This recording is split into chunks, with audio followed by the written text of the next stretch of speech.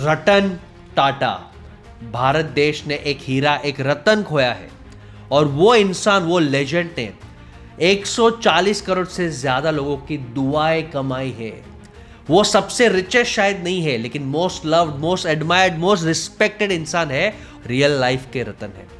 और आज उनके बारे में ऐसे कुछ इंसाइट्स बताऊंगा कि बहुत ही छोटी एज में जब वो कंपनी के चेयरमैन बनते हैं और जब वो रिजाइन करते हैं एज अ चेयरमैन, नेक्स्ट को देते हैं कि आप लीड करो, 17 टाइम्स मार्केट कैप इंक्रीज किया, 5.5 लाख करोड़ का। और उनके बारे में ऐसे में स्टोरीज, 10 स्टोरीज बताऊंगा जो आपको इंस्पायर करेगा कि हम भी एक बेटर एंटरप्रेन्योर, एक बेटर ह्यूमन बीइंग बने।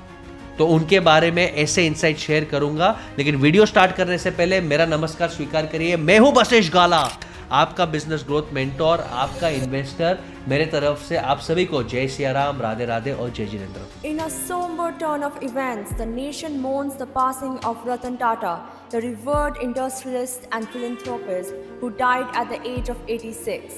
His contribution to the Indian industry and society leaves an indelible mark.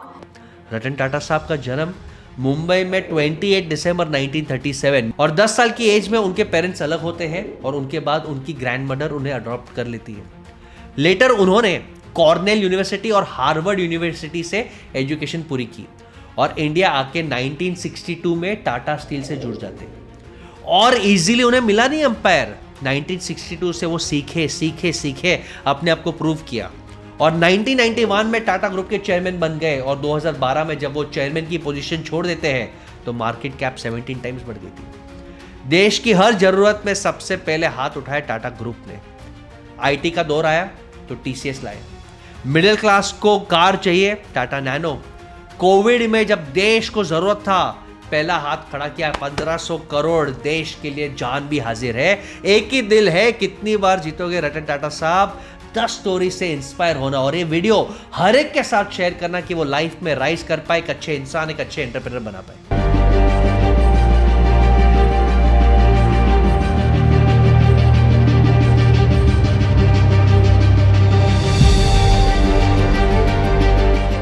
पहली स्टोरी है रिवेंज, ह्यूमिलिटी, डिग्निटी और समय की। 1999 में टाटा मोटर्स लॉस में थी तो रतन टाटा ने फोर्ड से अपना कार डिवीजन बेचने का सोचा। मीटिंग में फोर्ड का एक एग्जीक्यूटिव उनका मजाक उड़ाते, इंसल्ट करते कि भाई पैसेंजर कार बिजनेस में आए हैं क्यों। ये सुन के रतन टाटा हर्ट जरूर हुए बट डिग्निटी मेंटेन किया, कुछ रिएक्ट नहीं किया, स्माइल किया, उठ गए। लेकिन वो हर्ट उन्हें अंदर ही अंदर खाते गया। और जब समय बदल गया तो 2008 में फोर्ड बैंक्रप्सी के कगार पे था तो वो अपनी लग्जरी ब्रांड्स जैगवार और लैंड रोवर JLR को बेच रहा था। रतन टाटा ने इन्हें खरीद लिया और डील के बाद फोर्ड के चेयरमैन ने उनसे कहा, आपने हम पे एहसान किया, you have done us a huge favour. ये स्टोरी हमें सिखाता है कि पेशेंस, अपना काम करते जाओ और आपका सक्सेस ही बेस्ट आंसर है, बेस्ट तमाचा है उन लोगों के लिए जो आपका मजाक उड़ा रहे। सेकेंड स्टोरी जो मेरा फेवरेट स्टोरी है दोस्तों, 26/11/2008 भारत के इतिहास में एक काला हिस्ट्री है। ताज होटल पे अटैक, मुंबई पे अटैक। लेकिन एक गर्व का भी स्टोरी है कि पूरे विश्व में जब भी एक कैलेमिटी आया है, नेचुरल डिजास्टर या टेररिस्ट अटैक, फायर या बॉम्ब ब्लास्ट, वहां पे लोग और एम्प्लॉइज भागे। लेकिन 26/11/2008 में जब एक आतंकवादी हमला ताज होटल के ऊपर कोलाबा में, मुंबई में हुआ, अंदर 300 से ज्यादा गेस्ट प्रेजेंट थे, एक भी स्टाफ भागा नहीं बाहर। And that is the power, the love and trust of Tata group and Ratan Tata साहब। सल्यूट है सर, सल्यूट है। ऐसा क्या ट्रेनिंग दिया आपने कि लोग अपना जान देने लग गए कि हम अपना धर्म कर्तव्य निभाएंगे। और ये स्टोरी यहां पे खत्म नहीं होता। जब रतन टाटा साहब को पता है कि मेरे होटल पे क्राइसिस आया है, लोग एम्प्लॉइज बाहर से अंदर घुसे तो रतन टाटा गेट पे पहुंचे तो वॉचमैन उन्हें अंदर जाने नहीं दिया। 3 दिन तक वहां पे खड़े थे, उन्होंने मैनेज किया 3 दिन तक कि जो बच रहा है उनको मैं सेवा करूं, सबको अश्योरेंस किया कि will try to save you. 3 दिन तक वो खड़े थे, उन्होंने फेस किया। और जो भी एम्प्लॉइज का अनफॉर्चुनेट डेथ हुआ, वो शहीद हुए मेरे हिसाब से, उनके फैमिलीज या रिलेटिव्स को वो लाइफ टाइम जितनी सैलरी कमाते ना, लाइफ टाइम उतना उन्होंने शांति से एकदम साइलेंटली डोनेट कर दिया। 36 लाख से लेके 85 लाख तक कॉम्पेंसेशन दी। बाहर एक वेंडर था, एक बलून वेंडर था, एक फुगा वाला था, वो भी मर गया तो उसके बच्चे का भी एजुकेशन उन्होंने किया। और सबसे ज़्यादा इंपॉर्टेंट, हर एम्प्लॉय को भरोसा था कि अगर हमें कुछ हो गया तो हमारे पीछे टाटा ग्रुप और रतन टाटा साहब है। ये क्या दिल जीता है उन्होंने। थर्ड स्टोरी है एक रेवोल्यूशनरी आइडिया की, जो भले फेल हो गई, लाइफ में फेलियर भी सीखना पड़ता है, बट वो आइडिया का इंटेंट। दुनिया में वर्ल्ड्स चीपेस्ट कार $2000 तभी के टाइम पे 1 लाख का उन्होंने लॉन्च किया। और वो आइडिया भी कहाँ से आया? देखो, ये इंसान को आइडिया कहाँ से आता है। वो एक बार ट्रैवल कर रहे थे और उन्हें देखा विंडो से, अपने कार की विंडो से, कि भाई एक स्कूटर पे 2 आदमी और 2 बच्चे बारिश में भीग रहे हैं। रिस्क है भाई, ये स्ट्रगल कर रहे हैं, हमारे लोअर मिडिल क्लास स्ट्रगल कर रहे हैं, इनको सेफ्टी, कंफर्ट और डिग्निटी देना है। और वहां से उन्हें एक आइडिया आया कि क्यों ना मैं 1 लाख के अंदर टाटा नैनो लॉन्च करूं। और ये भले फ्लॉप हुआ आइडिया, उसके अलग अलग स्ट्रैटेजिक रीजंस हो सकते हैं, लेकिन ये इंसान की सोच देखो कि मैं सर्व करूं, बिजनेस में भी ऐसा वैल्यू क्रिएट करूं कि लोगों को सर्विस मिले। नेक्स्ट स्टोरी आपको बताता हूं जो आपको बहुत ज्यादा इंस्पायर करेगा। फोर्थ स्टोरी, कि एक बार नेल्को कंपनी के साथ रतन टाटा और उनके स्टाफ की मीटिंग थी। नासिक की तरफ जा रहे थे और रास्ते में उनकी कार का पंक्चर हो गया।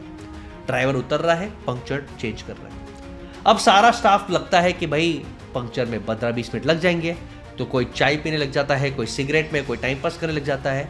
और जब वो इधर उधर ढूंढते हैं तो रतन टाटा साहब नहीं दिखते हैं। लोगों को लगा कि भाई कोई ढाबा वाबा पे गए रहेंगे, लोगों से बात करते रहेंगे, उन्हें बातचीत करना पसंद है। जब वो देखते हैं तो भाई व्हाइट शर्ट में, नीट एंड क्लीन शर्ट में एक आदमी ड्राइवर के साथ बैठ के अपने हाथ गंदे कर रहा है और टायर चेंज कर रहा है, जैक लगाने में मदद कर रहा है। और शॉकिंगली बट नॉट सरप्राइजिंगली वो आदमी हमारे रतन टाटा साहब थे। ये ह्यूमिलिटी, ये डिग्निटी, ये लीडिंग फ्रॉम द फ्रंट, यही इंसान को हीरा बनाता है। फिफ्थ स्टोरी है इनका प्यार और बड़प्पन। जब रतन टाटा साहब के फोटो पे लोग कमेंट्स कर रहे थे तो उन्होंने सबको रिप्लाई किया, thank you, thank you, thank you, thank you. तभी एक लड़की ने मजाक में बोल दिया, कांग्रेट्स छोटू। और लोगों ने वो लड़की की left right left right left right ले ली, उसको ट्रोल किया। अब भाई साहब रतन टाटा साहब देखो दुनिया से अलग, उन्होंने रिप्लाई किया, बोलो ये करना गलत है, लड़की से माफ़ी मांगी और सबको पोलाइटली बोला कि उन्हें भी रिस्पेक्ट देना चाहिए, उनका ओपिनियन है। ये दिखाता है कि जो इंसान आप पे कीचड़ और पत्थर फेंकता है, आप उसके तरफ भी पोलाइटनेस, लव दे रहे हो और लोगों को बोल रहे हो कि उसे छोड़ दो। गजब का सोच है। सिक्स स्टोरी, ये दिखाता है उनकी ह्यूमिलिटी। एक सेमिनार के बाद ऑर्गेनाइजिंग कमेटी ने टीम रतन टाटा के पास फोटो क्लिक करवाने का रिक्वेस्ट किया और सभी लोग खड़े थे और रतन टाटा साहब के लिए कुर्सी अरेंज किया। रतन टाटा साहब ने बोला, नहीं, कुर्सी हटा दो, मैं सबके साथ खड़ा रहूंगा। और जगह कम थी और सब इधर उधर देख रहे थे। रतन टाटा साहब ने किसी को ऑर्डर नहीं दिया, चुपचाप वो आगे चले गए, नीचे बैठ गए, लीडिंग फ्रॉम द फ्रंट। उनको नीचे बैठ को देख के बाकी लोग भी आके नीचे बैठ गए। एक फोटो फ्रेम में सब आ गए, उन्होंने फोटो ले लिया। और यही सिंप्लिसिटी लोगों को पसंद आता है। और सेवन स्टोरी यही स्टोरी को लिंक करता है कि टाटा ग्रुप का स्ट्रक्चर, टाटा सन्स एक मेन होल्डिंग कंपनी है जो हर कंपनी को नीचे होल्ड करता है। ये पूरा स्ट्रक्चर को हम कहते हैं कॉर्पोरेट स्ट्रक्चर, जिसका holding company, parent company Tata Sons है। लेकिन क्या आपको पता है कि टाटा सन्स का सबसे बड़ा मालिक, शेयर होल्डर, ओनर कौन है? 66% एक कंपनी का मालिक है टाटा ट्रस्ट, जो 66% इसका प्रॉफिट और इस कंपनी को डायरेक्शन देता है। इमेजिन करो, आपने इतना बड़ा एम्पायर किया, आप चाहते तो आप 6 महीने वेकेशन करते, सेलिब्रेशन करते, दोस्त की शादी करवाते, कि नहीं, 66%, 2/3 हम दान पुण्य करेंगे, लोगों को हेल्प करेंगे और आपके आंख में आंसू आएंगे। 66% टाटा ट्रस्ट में। कभी टाइम मिले तो मुंबई में टाटा कैंसर रिसर्च और टाटा कैंसर हॉस्पिटल में आना, आंख में आंसू आ जाएंगे। जो काम ये कर रहे हैं, जो सेवा ये कर रहे हैं, जो गरीबों को मदद कर रहे हैं, इतना स्कॉलरशिप दे रहे हैं एजुकेशन के लिए, लोगों को हिडन हेल्प कर रहे हैं, 66% प्रॉफिट डोनेट कर दिया है देश के, समाज के नाम।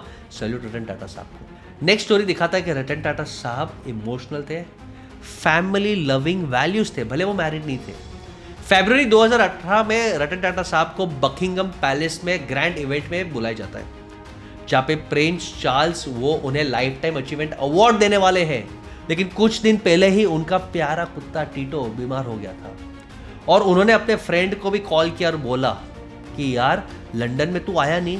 तो जब फ्रेंड ने उन्हें कॉल किया तो उन्होंने बोला कि भाई मेरा पप्पी बीमार है, मैं उसे छोड़ के कैसे आ सकता हूँ। कितना इंपॉर्टेंट लेसन है। और हम वर्क, सक्सेस और फेम के लिए, पैसे के चक्कर के लिए फैमिली को इग्नोर करते हैं, और इन्होंने अपने पप्पी जो बीमार था उसके साथ रहने के लिए एक बहुत बड़े रिकग्निशन को ठुकरा दिया। Family values, family loving, compassion, giving time, ये हमें सिखाता है। 9th स्टोरी रतन टाटा साहब के बारे में मैं शेयर करूंगा, जो इतना इंस्पायरिंग स्टोरी है कि कॉमन सेंस और सिंप्लिसिटी से आप लीड करोगे तो आपका काम हो जाएगा। और स्टोरी ऐसा है कि एक फैक्ट्री में फैक्ट्री वर्कर्स ने उन्हें लेटर लिखा कि सर आपके कंपनी में गलत हो रहा है।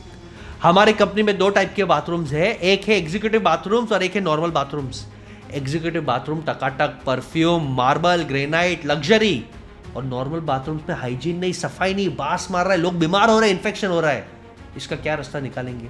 अब रतन टाटा साहब चाहे तो बोलते मुझे इन्वॉल्व मत करो, मैं कंपनी का चेयरमैन हूं, आप मुझे इसमें क्यों इन्वॉल्व कर रहे हो? तो लेकिन उन्होंने एक सिंपल बुद्धि यूज करके एक ऐसा सोल्यूशन दिया जिसके कारण सब खुश हो गए और कंपनी में सबकी डिग्निटी बढ़ गई। उन्होंने एक ही चीज़ बोला कि दोनों बाथरूम के जो बाहर लेबल्स है उसे एक्सचेंज कर दो, एग्जीक्यूटिव बाथरूम को कर दो जनरल बाथरूम जो एकदम लग्जरी में बना है, और जनरल बाथरूम को कर दो एग्जीक्यूटिव बाथरूम। 2 दिन बाद दोनों बाथरूम हाइजीनिक, साफ होने लग गए, अच्छा परफ्यूम, किसी को इन्फेक्शन नहीं, डिग्निटी सबका मेंटेन हुआ। ये हिम्मत था रतन टाटा साहब का। नो नॉनसेंस, लोगों की सेवा करो, एम्प्लॉयज को रिस्पेक्ट दो, डिग्निटी दो, ये सीखने लायक है। और लास्ट लेसन रतन टाटा साहब से, एक बार उनके फैक्ट्री में प्रोटेस्ट हो रहा था और प्रोटेस्ट में कोई एंटी सोशल एलिमेंट्स घुस गए थे और कुछ रूल रेगुलेशन के खिलाफ जा रहे थे और बोल रहे थे हमें बोनस दो। रतन टाटा साहब को पता चला कि इसमें कुछ जेन्युइन लोग हैं जिनके साथ फेयर इंक्रीमेंट, फेयर बोनस नहीं दिया गया, ये गरीब लोग हैं। रतन टाटा साहब खुद जाके प्रोटेस्ट में जमीन में उनके साथ बैठ गए और बोला इनके साथ गलत हुआ है, कंपनी को कंसिडर करना चाहिए। तो वो लोगों ने एंटी सोशल एलिमेंट्स और गुंडे का साथ देना छोड़ दिया और रतन टाटा साहब को बोला कि सर हमारे लिए जो फेयर होता है आप करिए, हम आपको ट्रस्ट करते हैं, और काम पे लग गए। ये इनके लाइफ के 10 इंस्पायरिंग स्टोरीज हैं जो मुझे लगता है हम सभी को एक बेहतरीन इंसान बनाएगा। लास्ट पॉइंट मैं आपको देना चाहता हूं कि रतन टाटा ने लास्ट में अपने कंपनी को डिजिटल टेक किया, बहुत सारे स्टार्टअप्स में इन्वेस्ट किया, जैसे कि फर्स्ट क्राई है, उसके बाद अपस्टॉक्स है, और ये अब मेंटरशिप रोल में थे। उन्होंने काफ़ी यंगस्टर्स को इंकरेज किया कि आप लाइफ आगे जाओ। रतन टाटा साहब चले गए, एक ऐसी लेगेसी छोड़ के गए जो भारत देश कभी पूरा नहीं कर पाएगा।